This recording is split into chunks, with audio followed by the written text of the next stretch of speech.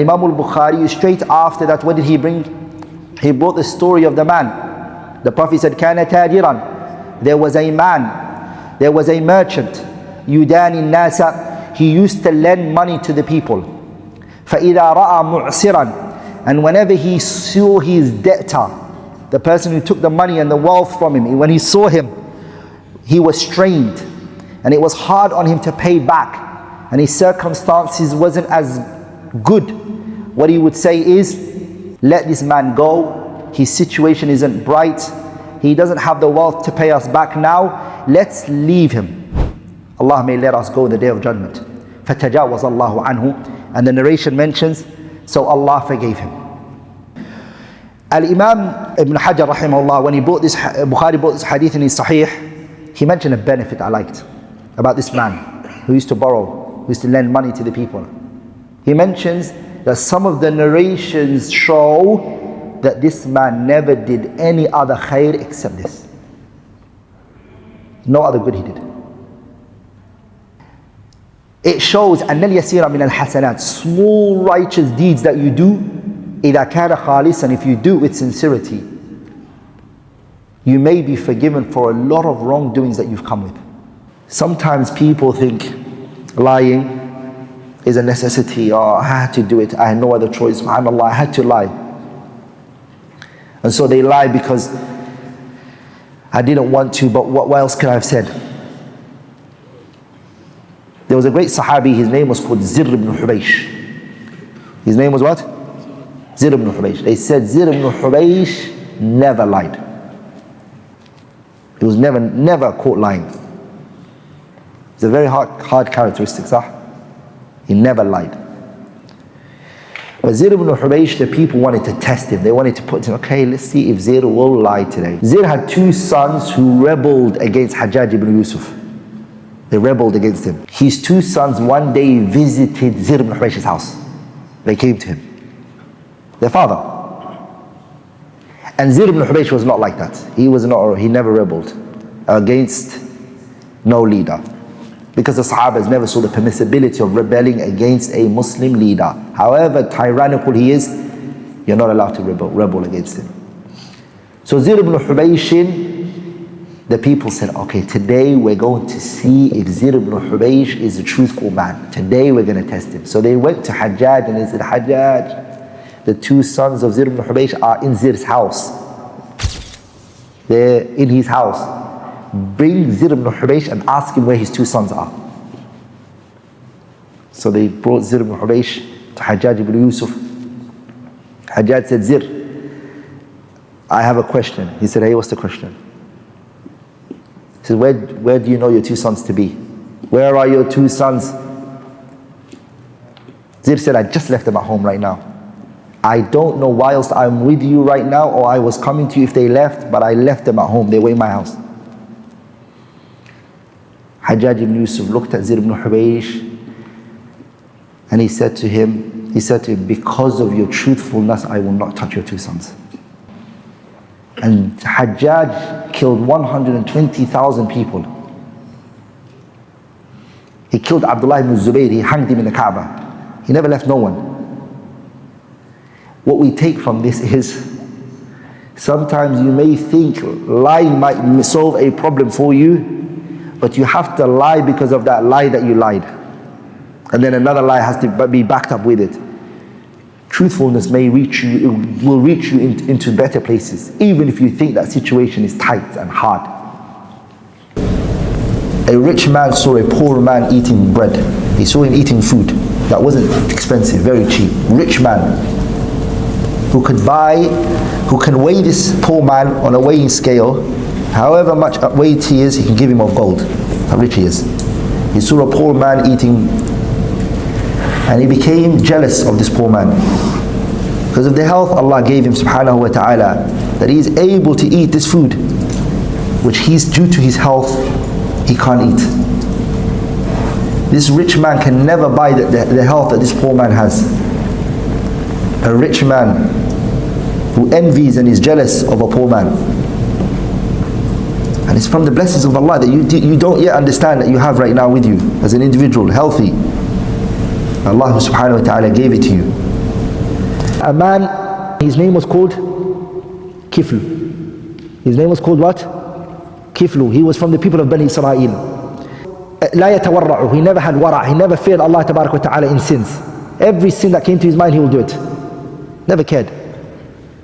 If a sin came to this man, Kifl, he wouldn't hesitate. He will throw himself into it and he will do it. فأتته امرأة. A woman came to him one day. فأعطاها 60 دينارا. He said to the woman, here's 60 dinar, let me commit haram with you. فلما قعد منها مقعد الرجل. When he sat in the position to fulfill the haram, the woman started to cry and she started to shake. Tears came to her eyes and watered and she cried heavily. And then he said to her, "Ma yubkiki, what is making you cry? Why are you crying like this? Have I coerced you in this action? Am I forcing you? Am I making you do it forcefully? Or are you doing it out of your will?" She said, "No, it's not because you forced me. But it's an action I've never done and this is something I've truly never committed. It's a crime I've never done. And what is making me do this is the money I need. I only need the money, that's all I'm doing it for. Faqr and poverty has made me reach this." Faqam, and the man stood up and he left her and he walked away from her, and then he said, "Keep the money. Wallahi, by Allah, la a'si Allah ba'daha. I will never disobey Allah after this day onwards." فَمَاتَ مِنْ لَيْلَتِهِ. He died that same night. فَمَاتَ مِنْ لَيْلَتِهِ. He died that same night. فَأَصْبَحَ مَكْتُوبًا. On the front door of his house, what was written on it was, إِنَّ اللَّهَ قَدْ غَفَرَ لِلْكِفْلِ. Allah has forgiven Kifl. This story is a man by the name of Muhammad Abdil-Baqi. Muhammad Abdil-Baqi, he traveled from his land to go and collect hadith. So one day, Muhammad Abdil-Baqi, he came to a city. When he came to the city in which he wanted to take hadith from, he came for a particular sheikh. But then he found some pearls. Amount of what? There were rubles and pearls and gems that were in there. So what he did is, when he found it, as soon as he got it, somebody was outside saying to the people, "I lost my property," and they were describing it. So he went and he said, "Ta'al." He said, "Describe it for me." He described it. "What is in there?" He said, "It's yours." The man said, "I promised whoever gives it to me that I will give them this amount." He said, "I don't want your money." Are you with me, brothers? "I don't want your money." And he went. He went for his journey for hadith. So he went to the sea to mount the boat that he wanted to take to travel for hadith. When he took his boat, there was too much tide and the boat broke. He held on to a part of the boat and it brought him to the shore. The rest of the people that were on the boat with him, they died from it. Are you with me, brothers? This is his rihla. He came to a land, the people of the land, they saw him lying down on the shore. They saw him lying down on the shore. So they took him, they clothed him, they gave him food, and they asked him his story. And he said, "My story is I was heading to that particular land to compile the hadiths of the Prophet ﷺ." And they said, "You're seeking knowledge?" He said, "Yes." They said, they saw his notes. They said, "You know how to write?" He goes, "Yeah." They said, "Can you teach our children how to read and write?" He said, "Okay." Then they heard him read Quran. They said, "Allahu Akbar, you can lead. You know how to read Quran. Lead us in the salah." So he became the sheikh of the mantiqah. Then they said to him, "Listen." He said, "Now I have to leave. As my journey was to go and seek knowledge of hadith. I appreciate what you've done for me, but I have to keep moving." They said, "With one condition." And that's what they used to do. The people, the righteous people, this is what they used to do. Whenever a righteous person would come, they would make him marry, so he'd come to that land again. So what they did to him was, they told him, you have to marry, and then you can go, because they knew he was going to come back. He said, that's not my intention. They said, we're not going to let you go unless you get married. He said, okay. They brought him a young girl. The first night when the young girl entered onto him, he saw on her neck something. He looked at it, he gazed, and he woke up in the morning and the people of the city were knocking on his door. He came and he said, what is the problem? They said, the young girl complained about you. He said, what is the reason?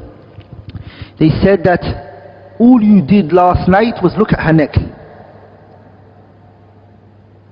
He said, no. He said, I saw on her neck, necklace. And on the necklace was some pearls that I remember from somewhere. I gathered these pearls for a man once upon a time who lost it. And I saw it on her neck. The people of the city started screaming, shouting. He said, what is the reason? They said the young girl, her father was the one who lost the necklace. And he used to make dua that Allah marries his daughter off to the man who found the pearls for him. That's what the Prophet's life was like. Look at what he said to Bilal. When he ever found hardship or stress, what would he say? He would say, Ya Bilal, arihna bis salah. Bilal, give us relaxation and comfort with the prayer. Do adhan so we can pray. We just think we say ourselves, oh, I need to take this burden off myself, subhanAllah. Because the ibadah is not a love for us. We don't love it, we don't enjoy it. And when a person enjoys something, the scholars, they say, if a person has high aspirations and he has love for something, he's so passionate about it. The scholars, they used to say, may Allah have mercy on his body, because he's going to destroy his body. When you love Allah tabaraka wa ta'ala and it truly settles in your heart, you're unstoppable. And an ibadah that's motivated and it results and it reverberates and it comes from and it springs from love, there's no way of it stopping. ولذلك Abdullah ibn Mubarak, as Ibn Abi Dunya, he mentioned in his kitab حُسْنُ الظَّنِّ بِاللَّهِ, to think good of Allah Azza wa Jalla. Ibn Abi Dunya mentioned a story. Abdullah ibn Mubarak, he came to Sufyan, and the Sufyan we're referring to here is Sufyan al-Thawri rahimahullah. Abdullah ibn Mubarak came to Sufyan al-Thawri عشية يوم عرفة, on the day of Arafah. And Sufyan al-Thawri وهو جاث على ركبته, he was on his knees and his hands were raised in the air. وعيناه, and the eyes of Sufyan al-Thawri were watering and he was crying. Abdullah ibn Mubarak looked at him and Abdullah ibn Mubarak cried as well, seeing Sufyan al-Thawri cry. And then Abdullah ibn Mubarak said to him, to Sufyan al-Thawri, مَا شَأْنُكَ, what is this reality here? What is happening here? What is the situation? What is it that's making you cry? Sufyan al-Thawri, we said, مَنْ أَسْوَأُ, who's more worse? أَهْلُ هَذَا الْجَمْعِ حَالًا, who is the worst person in this place? I mean, the worst person in this gathering here right now in Arafah he's referring to. They are in Arafah, all of them. The worst person in this place in Arafah is the one who thinks الَّذِي يَظُنُّ أَنَّ اللَّهَ لَا يَغْفِرُ لَهُمْ, the one who thinks Allah will not forgive him today.